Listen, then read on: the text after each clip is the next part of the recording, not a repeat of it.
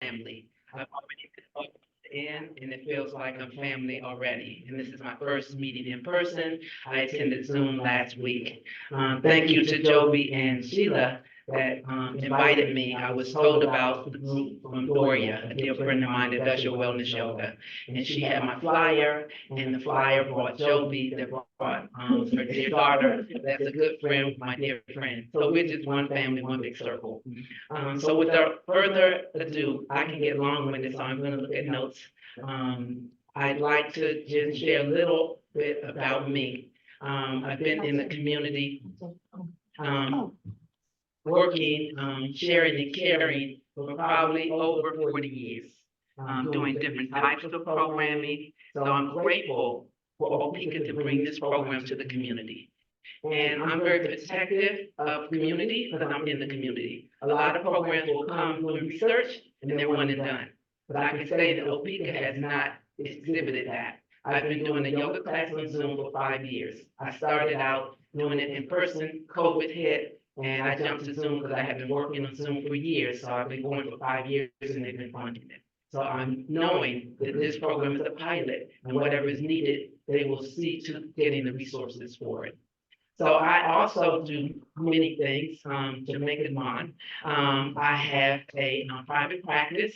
I'm a clinical psychologist where I provide support and interns to go out to the community to serve.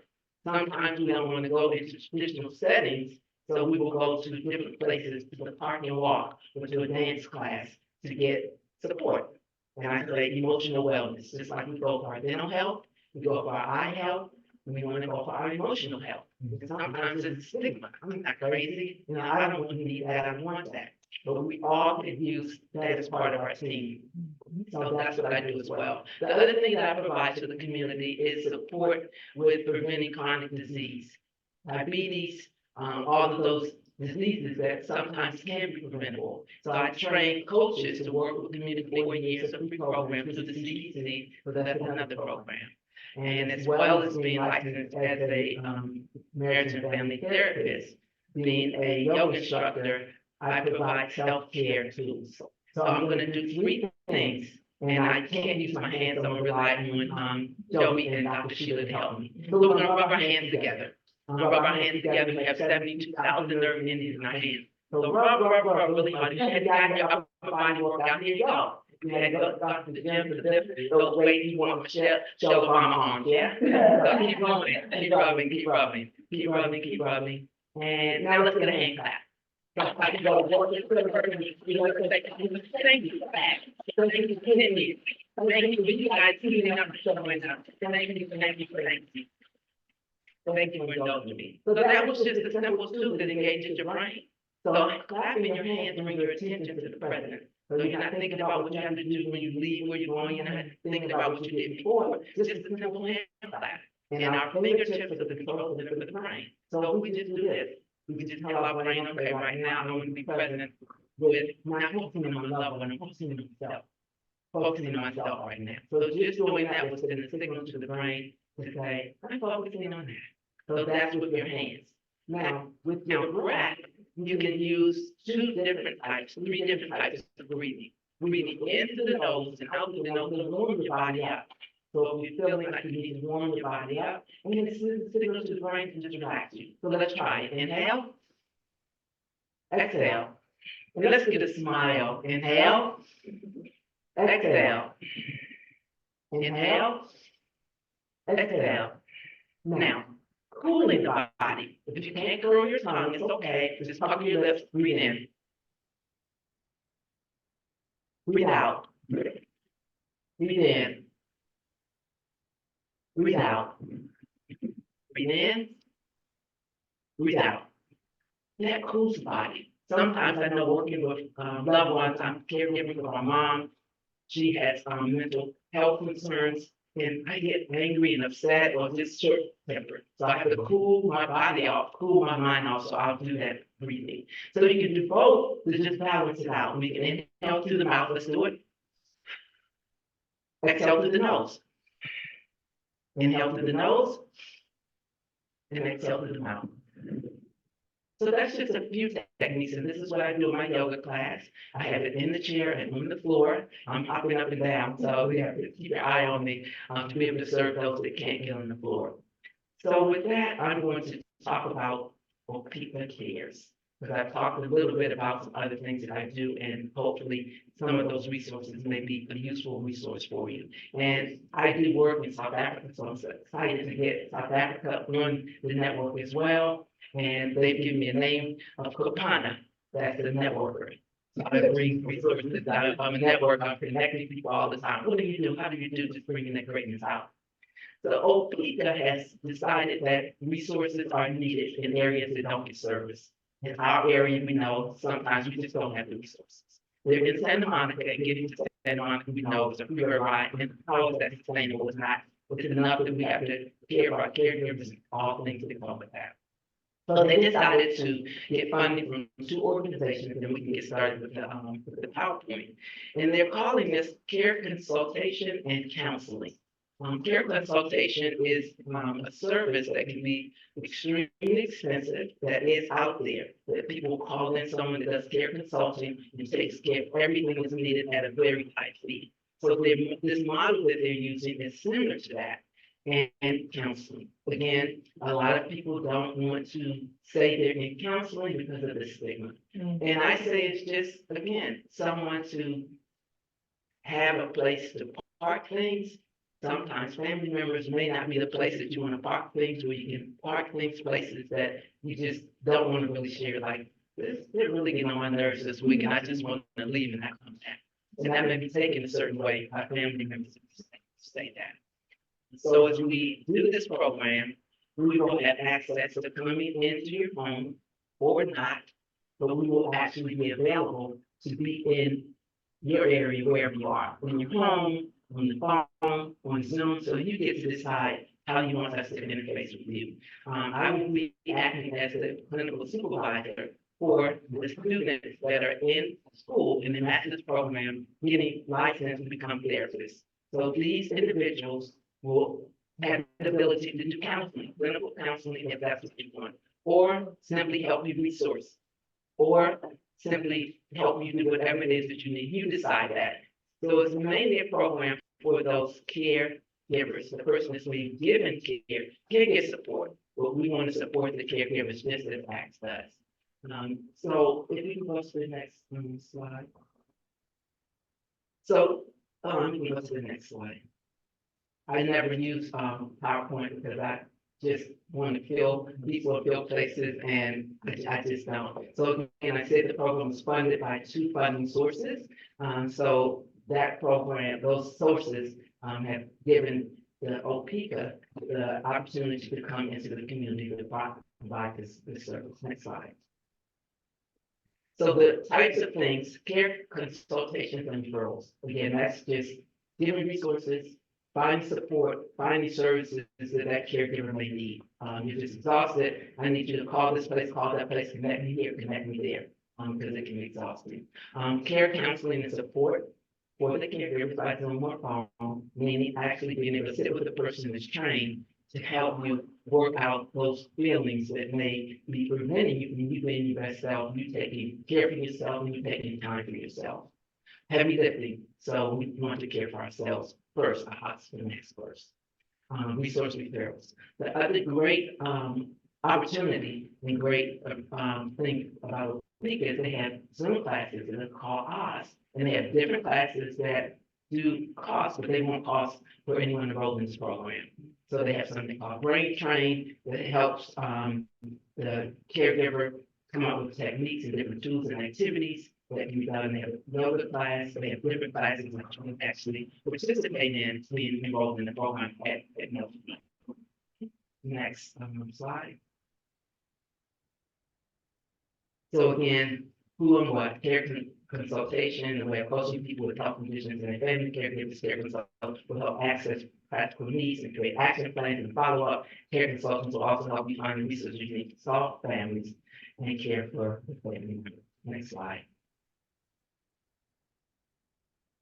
Your care consultant will provide emotional support, the counseling, engagement activities. Care consultants will help to access your practical needs, create action plans, Next slide. Looks like it's okay.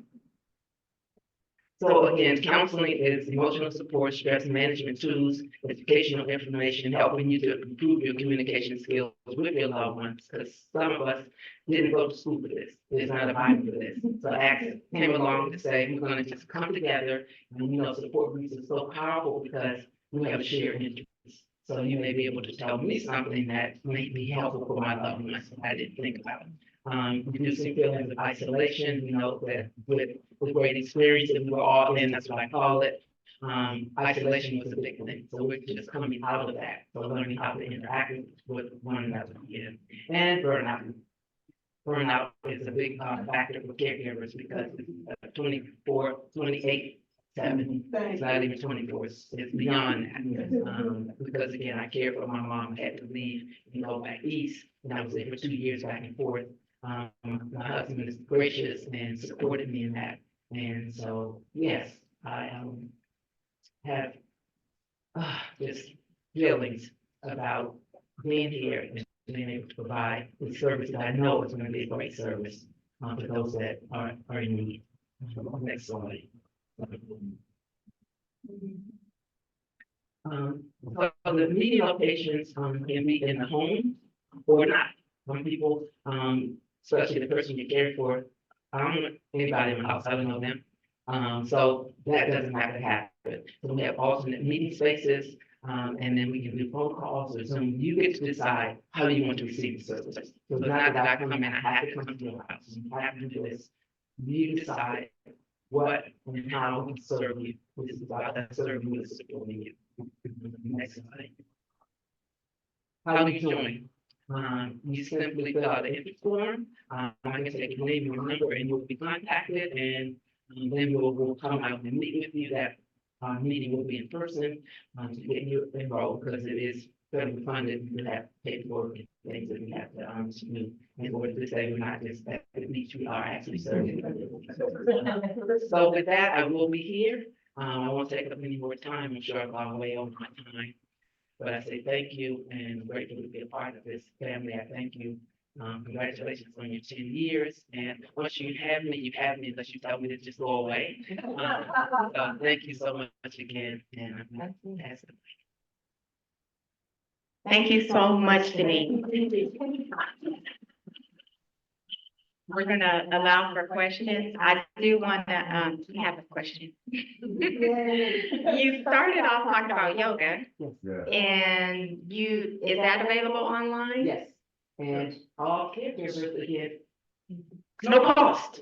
It's provided by Opica, and they've been providing it for 5 years. And you can be on the floor, on the chair, or both. And we have Ms. Joby and Dr. Sheila and Dr. Sharon that all have participated, so they can say it's our kind of yoga. Well, I want to say something. This is the Kundalini yoga, right? Kundalini. It has helped me so many ways. I can see what's on my voice. You need the microphone. Oh, I see for them. Awesome. Okay.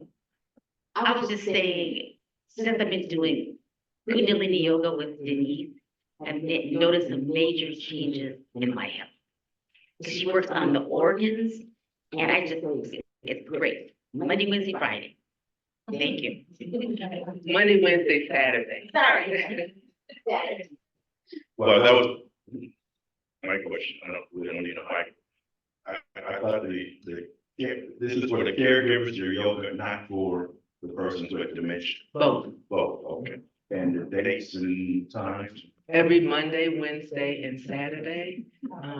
Monday at 6 p.m., Wednesday at 5 p.m., and Saturday at noon. And I can send that out as well. 9 o'clock. I'm thinking East Coast. And then there's another yoga class with the Oz program through Opica. So they have a program as well, and that's during the day. So that also will send you that link for those Oz services, brain training and other things that your loved one can participate, and you can come to participate and get ideas or activities that you may be able to do. So you'll be eligible for that as well. Okay.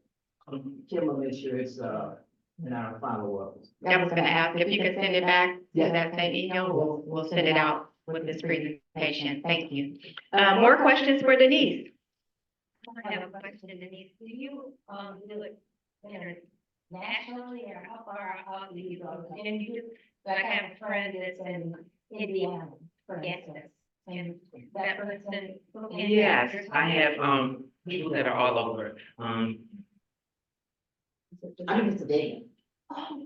yes, yes. And sometimes people move, as long as we have the eligible number of participants that are local, we have add-ons, that's fine. Everyone is welcome.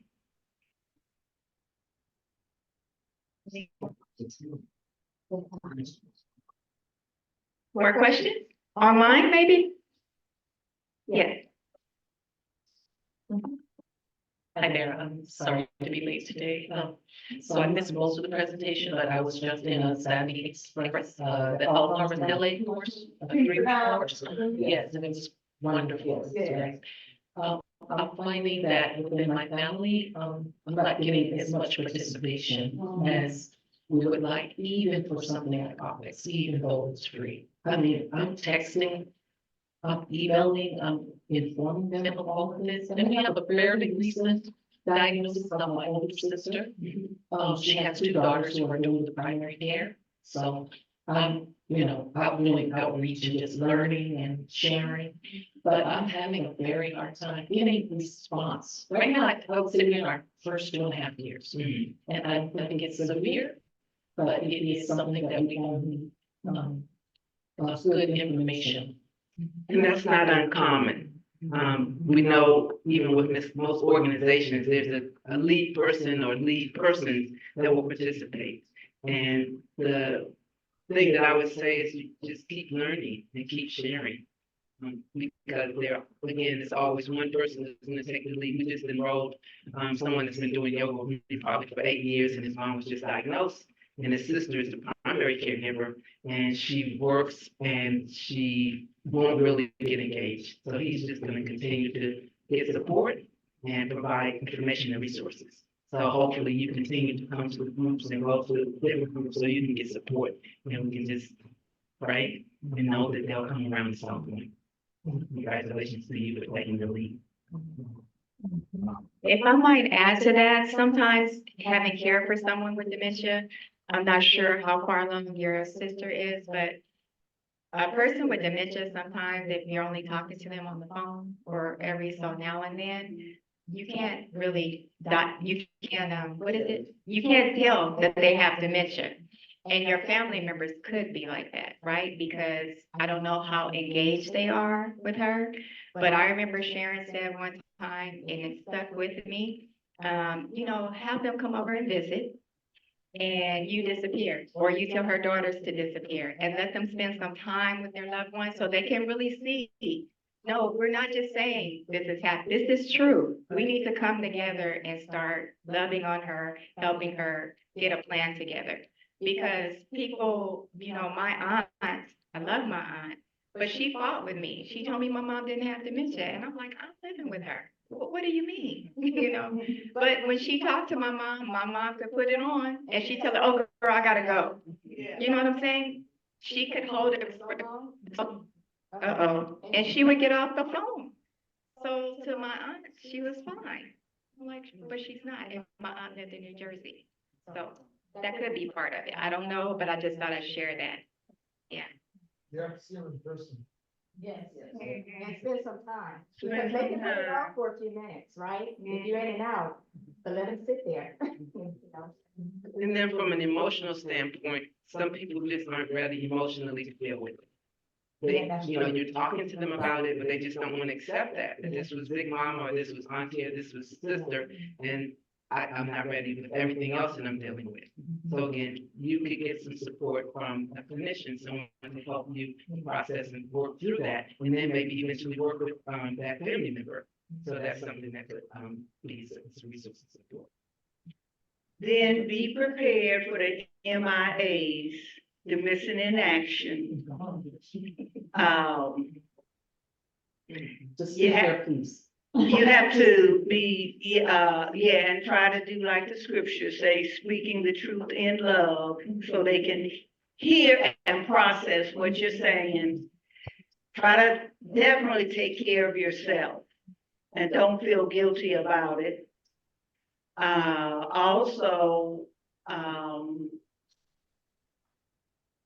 it's quite a journey, but take care of yourself. Try not to spend any energy on anger or whatever, because you're gonna need all your energy.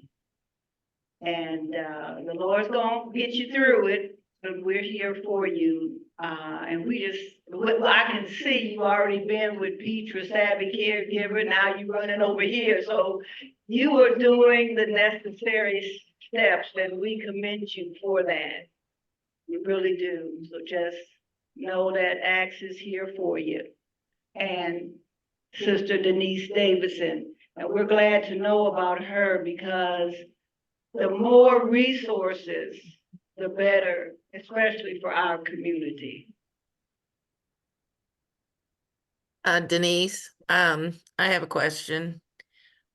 My husband has severe dementia. He doesn't walk, he doesn't, nothing, and he's in a facility right now. Because when this all started, he had behavior issues and, anyway, I'm always thinking of trying to bring him home. And I need resources before I do that. And I was trying to find out how and who I can talk to see what is available if I would do this. Patty, Yes, let's see about getting you enrolled and how we can support you around that effort. you can? Yes. Okay, because I need to, in order to do it, I'm gonna need a lot of things because he can't walk, nothing. But it's always in my back of my mind. So if I email, I miss that phone number. The phone number is 323-296-2975. I'm gonna put the phone number and our email in the chat.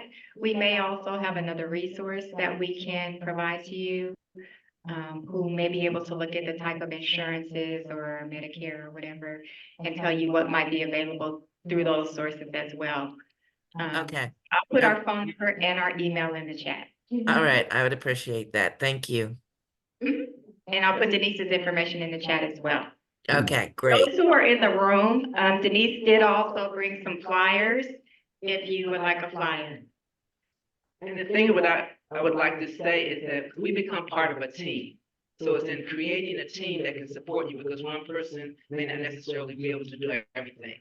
So it's almost like when you have doctors and needing to take someone with you to the doctor so you can create a team, but sometimes those doctors may not be talking to each other, and you need someone to coordinate that. And that's what the care consultation is like. So how do we get together as a team and ask and whatever other services you're using, we can pull that together as one big resource. I have a question. Keep my microphone. You know I don't like everything. So a couple of things, actually. So does Opica offer something where the caregiver can get respite care? Well, that would be a resource. Yes, so That would be a resource that they would determine how to help with the Heart Act. They don't offer respite. But if we look at, this is the pilot, and it looks like 20 people have asked for that, then that's me, we go for Opica to say, okay, then that's what we need. If we need adult daycare in the community, because again, that's the beauty of it. It's a pilot. We're seeing if this is what caregivers need someone individual work with them, or that's not really what's needed. So that's the beauty of this, to see what is actually needed, but this is a start. Well, that's interesting that you say that, because I'm sure that that's gonna be something that's gonna be at the top of the list. Because as you are aware, I'm an occupational therapist, and I've been doing home health since about 2004. And since 2004, I have seen a huge increase of particularly women of color that have gotten dementia. Okay, and one of my first experiences with, I shouldn't say my first, one of my interesting experience I had with a lady brought her mother from the hospital who had dementia. She was, combative and kind of mean and angry or whatever. And she was like that with me initially. But later she started to follow more commands. She was less combative. And what her daughter had done was put her on a strict diet of low sugar. So diet plays a huge role in making changes with the behavior of a dementia patient. So I just wanted to bring that out there, that I don't know if some of the programs even deal with nutrition, but it's crucial. It is extremely crucial, because I was amazed in like the 6 weeks I saw this lady, how she had changed just, I mean, and it wasn't 100%, but it was more where she was able to participate with me. So anyway, I just wanted to bring that up. And the great part of this is, you're very transparent. Dr. Sharon and I have been friends forever, and she's my health coach. I would say that in terms of the experience that I have, and because I'll be supervising the students that are getting licensed, that is a big part of what I do. So that will be a part of what they do in terms of understanding the nutrition and what that person being given care is intaking, because that does matter. And I say thank you to Dr. Sharon for guiding me on that path. Along the same lines of the nutrition portion, how do you explain that to family members that bring additional food and meals to facilities when you're telling them part of them saying things, everything they say is not true? So, like when they're saying, I haven't eaten all day, that's not really true. It's been a couple of hours since their last meal, but time is more elapsed for them. Like an hour is a whole day. And like, I don't know how to articulate things to help people understand. So it sounded like there was two things in one in that question, but when it comes to family members, I had that issue with some family members. They like to go and they'll get some of the free food, which is canned food, which is high in sodium, or just some of the processed foods from the giveaways. So, all you can do is just really try to encourage them as much as possible. My uncle had a couple of caregivers over the years, and because they didn't eat well, they cooked foods that wasn't the healthiest. So now I do the cooking. I meal plan every weekend, and I make sure that he has healthier meals. He has salads, he has organics, less dairy, stuff like that. So, but that's just me. Not everybody can do that. But I just work on a really nice meal plan, and I set it up for like a week, and then I refrigerate it like Meals on Wheels. And so he has stuff that he can eat throughout the week, 'cause I can't be there every week. And it's a team. My mom, my sister, and myself, including my niece, we all have our role in how we take care of my uncle. But in regards to the foods and the meals, you just have to just try and encourage them and say, hey, we want to, we don't want to give them a whole lot of processed foods and a lot of sugar. And a lot of our elderly, even if they don't have dementia, this is just from me studying geriatrics years ago, is that sweet has the tendency to be the last taste bud to leave the mouth. So you'll find that they really want a lot more sugar, which is what they really don't need, especially with dementia. So I don't know. I hope I answered your question. You did. Thank you very much. My dad's thing is Splenda. He'll put 4 to 6 packets in everything he drinks. And he's like, it's not real sugar. It's not hurting me. But in the midst of it not being sugar, now he's on insulin. So it's like, Well, stevia is actually better than Splenda. Splenda is really just a chemical. So, and it can affect your blood pressure too. So you really want to be very careful with that. I just wouldn't buy it. I just wouldn't even have it in the house. he's in a You just have to facility. find And ways. he's in a facility and he finds ways to hoard packets don't care. of it. Yeah. Yeah, they don't care. They give you a big plate of macaroni and cheese. But yeah, that's difficult to try to control. Again, only thing you can do is just try to communicate with them. Say, hey, we really don't want him on this. Can we try an alternative? Thank you. And I'll bet you back, to say that being in a facility is really difficult. But as much as you know, as you're present, then, you know, you can get your alliances with those that will help you in that effort. Because if you were at home, you know, there's some little tricks of the trade that you can do. You know, if they have a sugar bowl, switch it out with something else, sort of like a placebo. So they won't even know that. So gradually, as time goes on, to be able to, do different little things that may be helpful. I have a question in regards to, she just said being at home versus being in a facility. Is it better for them to be in a home environment versus a facility? And is there such resources, for instance, for my brother or Rashanda's father who was just speaking, that will allow outside people to come in the home and assist? Which is better, home in his own environment or a facility? Because he's not doing good in facilities, and he really has an issue when it comes to a male service him as far as his bathing versus a lady. It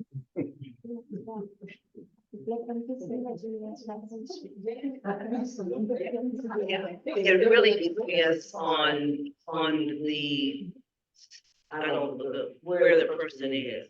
And if you can physically, emotionally, and, you know, take care of the person at home. Like our aunt got up one morning and she got out to walk. She was in the hospital 3 days, and then finally they told us we could no longer take care of her at home. So we had to put her in a facility. This was COVID, and we were out there, even though Lorraine didn't have a clue when we were out there. We were out there sometimes 3 times a day, 7 days a week. It was a 40 mile, 20 mile, one way, round trip, just so they would know that she had not been dumped at the facility. Yes.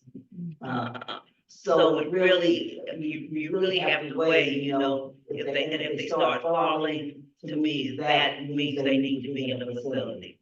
But you gotta take care of your health first. So I guess there's no really clear-cut answer. You know, you just have to do what's right for you. We make these promises that I'm gonna keep you at home, and that's all fine and dandy. We were able to do that with mommy. But we did have the conversation that if the time comes where we couldn't take care of her, that we would have to place her. But you know, just be present if you have to, and just don't try not to feel guilty about it. I guess that's about my answer. What I saw with Aunt Lorraine in the facility was she really started to thrive because there was interaction. Lorraine got herself a little boyfriend from and there were activities, but the thing is, like what Jeannie was saying, be present so that the staff will know she has not been dropped off. And you can get friends if you can't go, some other folks to go by. You know, we got these 4th and 5th cousins removed. But that's important. But it's no joke.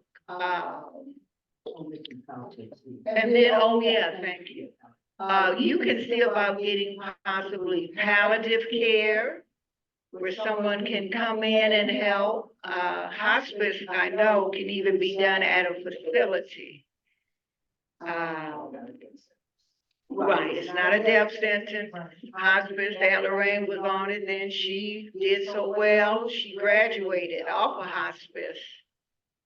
But these things are available, and I would recommend taking advantage of every resource you can. Like I tell people, I was on the sheriff's department many years ago. I was in a shooting incident, but caring for a loved one with some type of dementia made that look like patty cake. It's no joke. And you have to take care of yourself. And I think that's about all I want to say on that. And I just wanted to say that's where, the emotional wellness comes in. Because we do have, this historical piece that we have vowed that we will keep our loved one at home. We don't do that. We don't put them in homes. And I think because of how our lives have changed, we used to be in a community together where it was all the cousins and uncles, at least for me. We had a street in Athens, Georgia, where it was family members in every house. So we could do that, because we could switch off and we could have help. So really working with that piece of feeling guilty, feeling shame, what people do and think, and processing that, because that causes feelings and providing response to our feelings.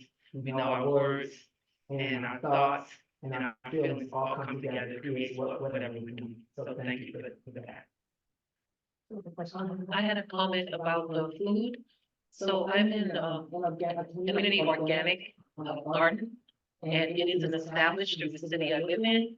I've been in there 16 years. So I was already growing organic, and I noticed that you mentioned eating organically is one of the best ways to assist someone with these diagnoses and, the loved one. I have tried to convey the message that you can be in a community garden. You can garden at your place. You can try container gardening, as long as almost everything that you do grow is from an organic heirloom seed. And you can get help. There's even places to get free seeds. I'll even volunteer myself for information if anyone is interested. I did share that with Petra Niles with Savvy Express at Alzheimer's LA. So if you want any information that I can give you, I'll be willing to give. And there are resources that provide organic produce. Provide. So there Can are you some provide resources. your number? I'm interested in the organic help with gardening. Okay. Or I can give you my number, whatever works. One additional comment is that I was also thinking that this might be therapeutic for the person who might, for the loved one who has the loss of memory. It might just help, it's an activity and it involves steps, are relatively simple, I did learn that in class, keep the task simple. And there is a mobile farmers market that's in the community now, as well as Black Women Wellness that's over in Lemert Park that does give, free organic vegetables and fruit. So I'll be providing resources as well. Thank you. Okay, thank you. Are there any other questions for Denise in regards to Opica Cares or online yoga? Yes, ma'am. I don't really have a question, I have a comment. I had a lady that I used to take care of, Miss Beverly Stevens, God bless her soul. But she lived up 102. She was perfectly in her right mind when she passed into her body. I've seen her plates. She had breakfast, lunch, dinner, and supper every day. But it was always good, wholesome food, no meat. She just ate. Her plate was all different colors. And I'm just saying, if you want to live a long time, do what people do to live a long time. There's one other, documentary that may be worth seeing. It's called The Blue Zone, if you haven't heard about The Blue Zone. And it talks about different characteristics that help you to live longer. So it's just a great documentary to see how movement, food, everything matters. So it's, Can you say the name of the documentary again? The Blue Zone. The Blue Zone. Thank you. So I just wanted to say one thing to all of the comments that have been made today. First, thank you all for sharing all the information, eating well, the online yoga, keeping your caregiver, keeping your loved one at home or in a facility. I just want to applaud all of you as caregivers for wanting to do your best. And that's what I would say, do your best. You might not be able to do everything you heard here today because you are in the trenches as a caregiver. So don't beat up on yourself if, oh my gosh, they said I should do it this way. Because sometimes you just be tired. You just gotta make sure the person doesn't hurt themselves and that they've eaten and that they have somewhere to lay down. And sometimes that's all you can do. Sometimes I know I got through a day and I have the same thing I had when I was in bed. I got ready to go to bed, I'm like, oh, I don't have to get ready for bed. Because I'm ready for bed. So I just want to acknowledge that caregiving is not easy. ACTS is here to provide you resource upon resource upon resource and support. You can come here and ask questions. Like I said, over 90% of us have cared or are caring for someone with dementia. So there may be something you're going through and you're like, did anybody else have this experience? How did you handle it? And so that's what we're here for, but never feel like you're not meeting the mark, because you are caring for your loved one. So you are meeting the mark, because if you weren't there, who would care for them, right? I'm gonna close out this part with Denise, but I want to ask if there are any more questions about Opica Cares. I do have one more question. I'm sorry. I just Yeah, wanted to okay. ask, do you have support groups as before the person got dementia and they decided on who they wanted their power of attorney to be, and other family members are not in agreement with that? Do you have like support groups to assist with that? So you're asking if we have a resource, the family is not in agreement with the person who has power of attorney?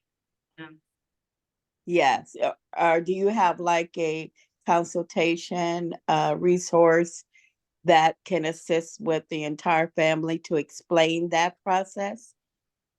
Next month, hopefully at our meeting, we're going to be having, attorney William Remery. He's a trust attorney. And he has helped several members, of our church. They've been very pleased with him. He would be someone you might want to talk with and see. We're very happy with him, William Remery. Do you have his contact information? And he won't break the bank. Remery, Remery. And let me see here, I think I can pull it up.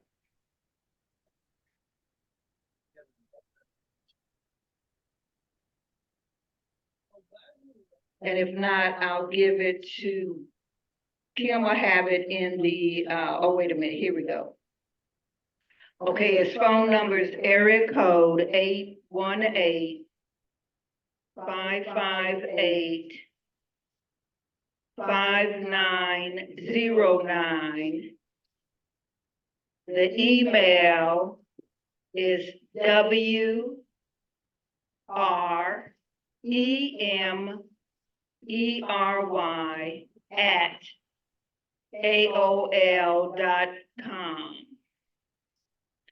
And the website is www.remrylaw.com.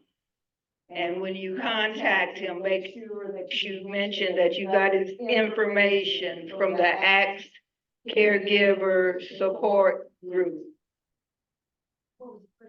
William Remery. He's a trust attorney.